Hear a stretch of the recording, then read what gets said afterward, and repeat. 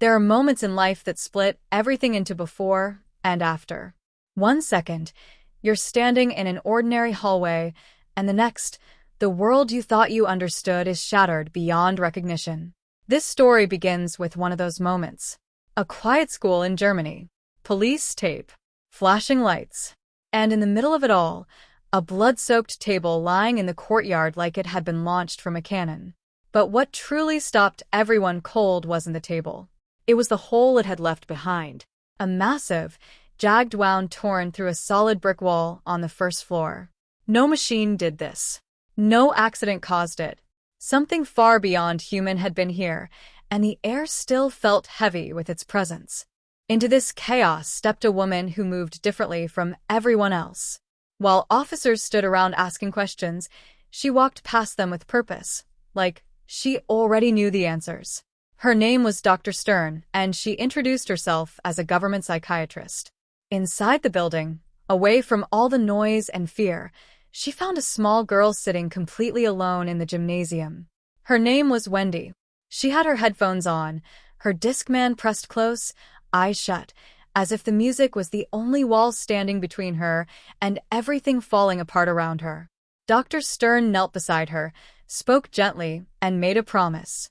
She told Wendy she was going to take her somewhere safe. And just like that, with those quiet words, the course of Wendy's entire life was redirected. Years passed. The scared little girl in the gym had become a grown woman wearing a different kind of armor. Her days moved like clockwork. Wake up, take her medication, put on her uniform, head to the diner where she had worked for 3 years, smile at strangers, carry their plates, and come home to the 2 people she loved most in the world. Her husband Lars worked long shifts as a security guard, and their son Carl was still young enough to believe everything would always be fine.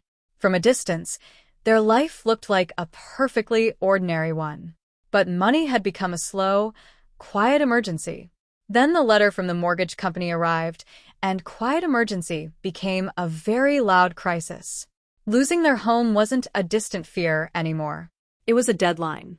Wendy decided to take control. She built her courage over days and walked into her boss's office asking for what she had long deserved. 3 years of service. 3 years of showing up without complaint. Surely that counted for something. It didn't. Her boss looked at her and said she needed to work harder, be more confident, and earn it. And then, as if to hammer the humiliation even deeper, she handed Wendy extra duties, including trash duty. Wendy said nothing. She took the bags, walked to the dumpster, and started her new degrading assignment without a single word of protest. But sometimes the universe has a way of placing the most unexpected encounters right in the middle of your lowest moments. A homeless man shuffled toward her from the shadows and asked quietly for food. Wendy looked around, made sure nobody was watching, and slipped him something from the kitchen. The man smiled warmly. Then he looked at her, his eyes oddly knowing, and said something she couldn't shake. He told her, "You are one of us." She had no idea what he meant, so she walked back inside and tried to forget it. On her way home that evening, Wendy kept her headphones on and her eyes forward as she passed a rowdy group drinking in a parking lot. She didn't engage, didn't slow down, didn't even glance their way. But the night wasn't done with her. A few blocks later, on a bridge above the city, she heard footsteps rushing toward her and spun around to defend herself, swinging her backpack hard before she could even think. The man stumbled back, and then she saw his face. It was the homeless man from the dumpster. He wasn't threatening her. He was seeking her. He introduced himself calmly as Merrick. And then he asked her a question that froze her where she stood.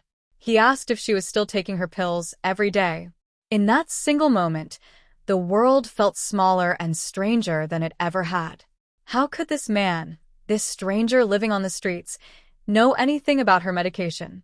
Merrick didn't wait for her to process the shock. He told her the truth, or at least his version of it. Those pills were not medicine. They were a cage. They were suppressing something inside her, something real and powerful that had been locked away since childhood. Wendy's first instinct was dismissal. The man was clearly unwell, she told herself. But Merrick had anticipated her doubt. Before she could back away, he stepped calmly to the edge of the bridge, looked down at the road far below, and jumped. Wendy lunged to the railing and looked over, certain she was about to witness something horrifying. Instead, Merrick stood on the road below, completely unharmed, brushing himself off like he had simply stepped off a curb. And then a truck barreled around the corner and hit him full force. Wendy screamed. She called emergency services with shaking hands and ran home, her mind unraveling with every step. She sat in Dr. Stern's office the next morning and lied through her teeth. She mentioned vague dreams about having superpowers and then quickly dismissed them as nothing. She studied the doctor's face carefully as she spoke. But Dr. Stern didn't ask questions. She didn't explore the dream or probe for meaning. She simply reached for her prescription pad and increased Wendy's dosage. She said more pills would prevent any future complications. The clinical coldness of that response planted something small but persistent in Wendy's chest. A seed of suspicion. Then she came home to a second letter. An eviction notice. The house wasn't just at risk anymore. They were being pushed out. Wendy pressed the fear down deep, went to work the next morning, and did her job. And then she looked up from the trash bags and found Merrick standing there, alive, completely unhurt, watching her with patient eyes. This time she listened. He told her again to stop the pills. He told her there were people like her across the world, ordinary people with extraordinary abilities who had been found, cataloged, and quietly put to sleep by those in power. The medication was the method. The therapy was the mechanism. And Dr. Stern was right at the center of it. That night, Wendy stood over the toilet and emptied every last pill into the water. She flushed them away and stood in the silence of her bathroom, heart pounding, wondering what would be left of her by morning. The answer came the next day at work in the form of violent, bone-deep pain. Her body felt like it was fighting itself. But then, in the middle of the chaos behind the kitchen counter, she picked up a steel tray and it bent in her hands like wet paper. She stared at it for a long moment, then hid it quickly and finished her shift. On the walk home, the group from the parking lot blocked her path again. Their leader stepped forward. And Wendy didn't fall. She fought back this time, with a power she couldn't fully explain, throwing men twice her size aside like they weighed nothing at all. For the first time in as long as she could remember, she felt completely, terrifyingly alive. The following days glowed with a new energy. Wendy moved through the diner like she owned the air inside it. But the brightness was interrupted when Dr. Stern walked through the door, smiled warmly, and reminded Wendy about her missed appointments and her important medication. Wendy smiled back, said all the right things, and the moment the doctor turned and left, Wendy went straight back to work. But then her boss appeared holding the bent tray like evidence in a trial, announcing that the cost would be docked from Wendy's paycheck. Something inside Wendy finally broke. She grabbed her boss by the shirt, lifted her off the ground with one hand, and told her in a voice that left no room for argument exactly what would happen if a single dollar was taken from her pay. Her boss ran, and Wendy went to find Merrick. He filled in the rest of the picture. There was a facility disguised as a psychiatric clinic where people like them were being held against their will, their powers chemically buried, their memories slowly erased. And then he told her something else. One of her own coworkers was on Dr. Stern's list. Wendy broke into the therapy building after hours, leaping across rooftops in a moment that felt more like a memory of something she had always known how to do than a first attempt. Inside, she found files, names, records of suppressed individuals. And one name stopped her cold. Elmar, from the diner. She went to his apartment that night and caught him just as he was about to take his evening dose. She stopped him and told him the truth. Elmar's first reaction was skepticism, but somewhere beneath the doubt, something lit up.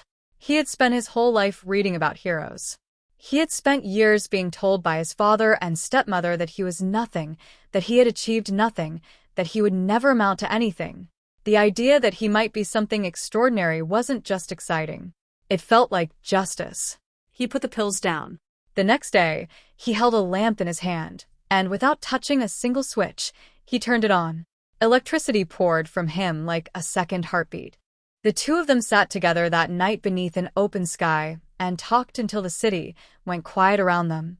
They pieced together what they had both forgotten.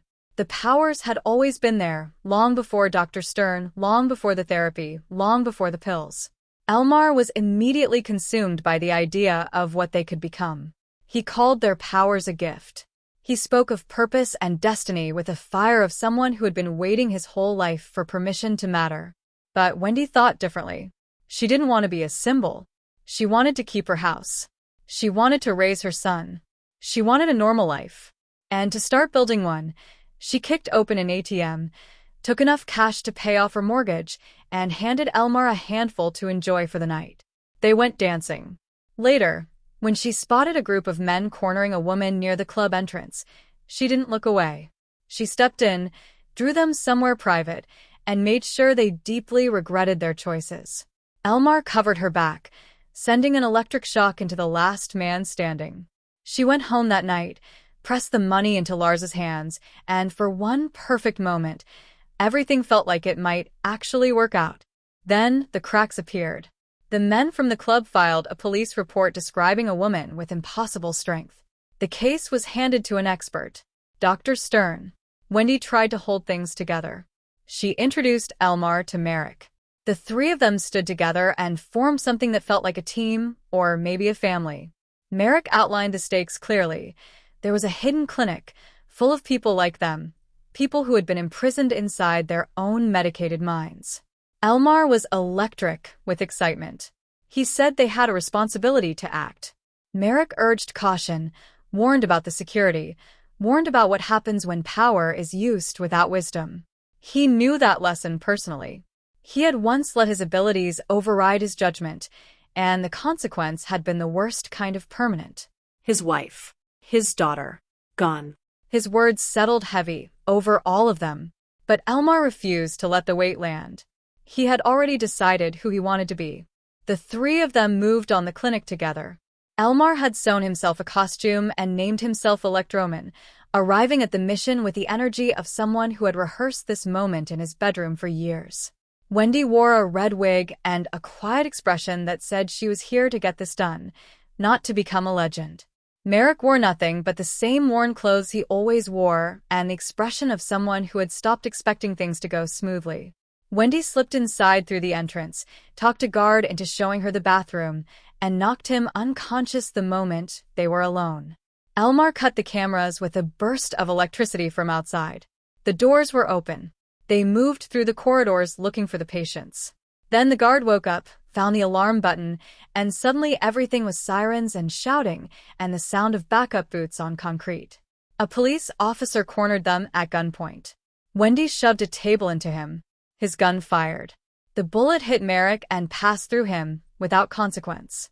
Outside, rain was beginning to fall, and Elmar had an idea.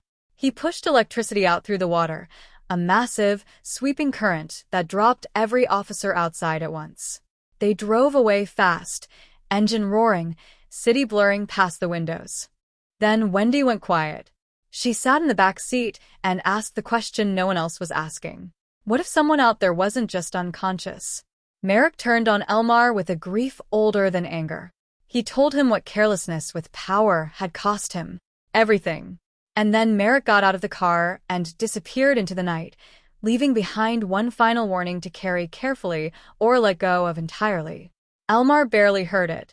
His eyes were already somewhere far ahead, burning with plans that were growing bigger and wilder by the hour. Wendy went home. She organized a small gathering with the neighbors and tried to slip back into normalcy. She tried to believe that the worst was behind her. She was wrong.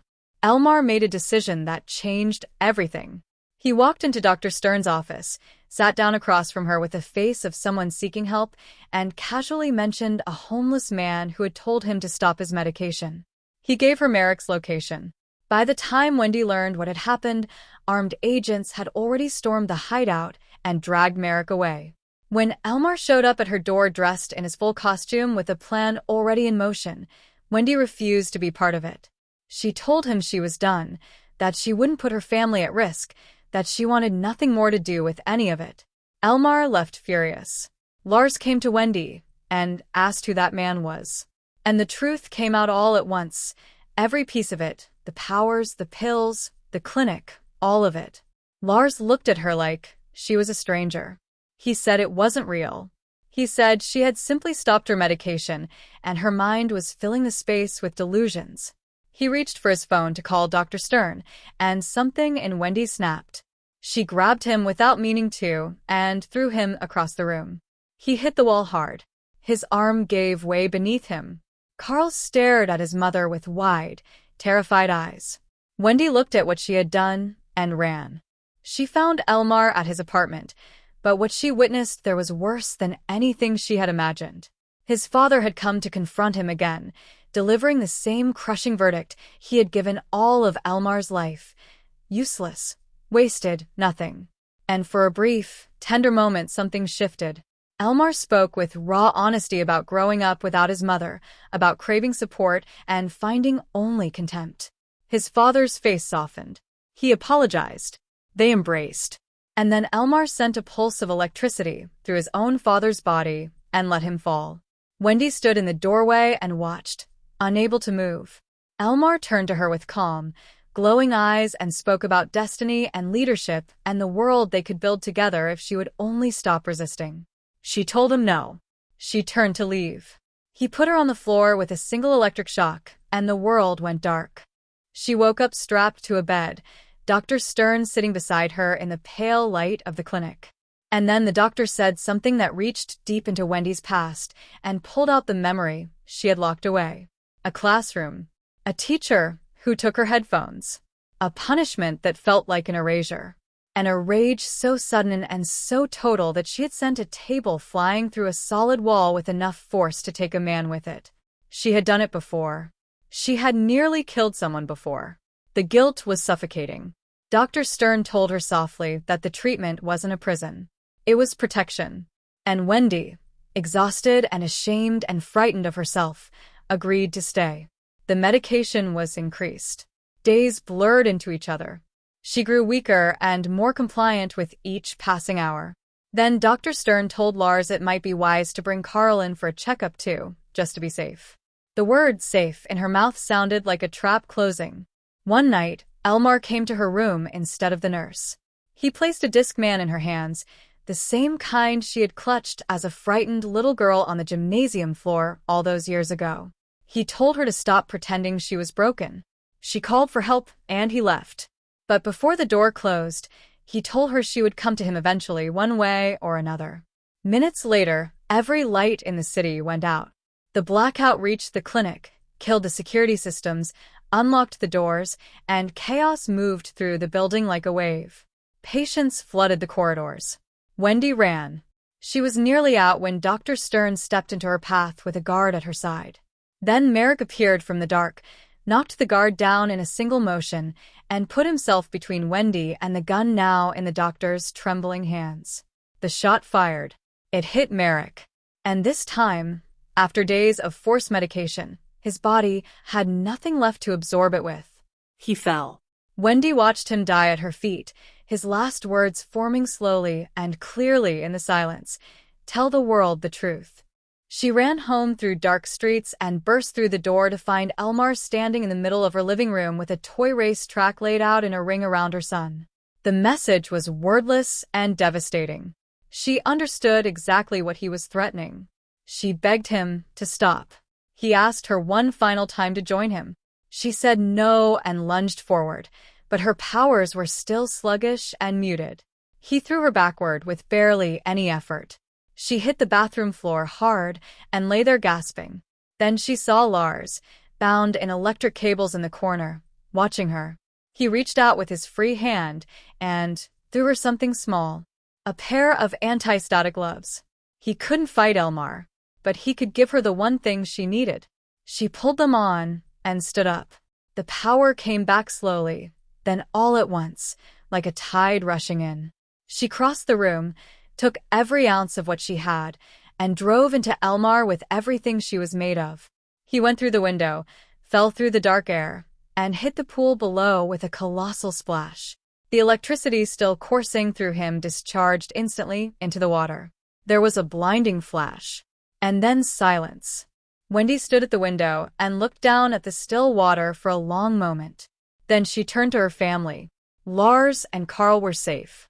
The house was quiet. The threat was gone. But Wendy knew she couldn't pretend the world had also gone quiet outside these walls.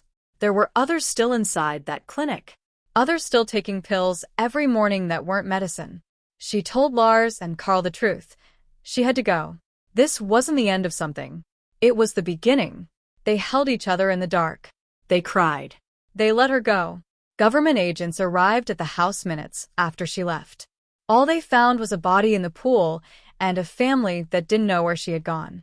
Somewhere out in the world, Wendy was already moving. No wig, no disguise, no pills. Just the truth she was carrying and a promise she intended to keep.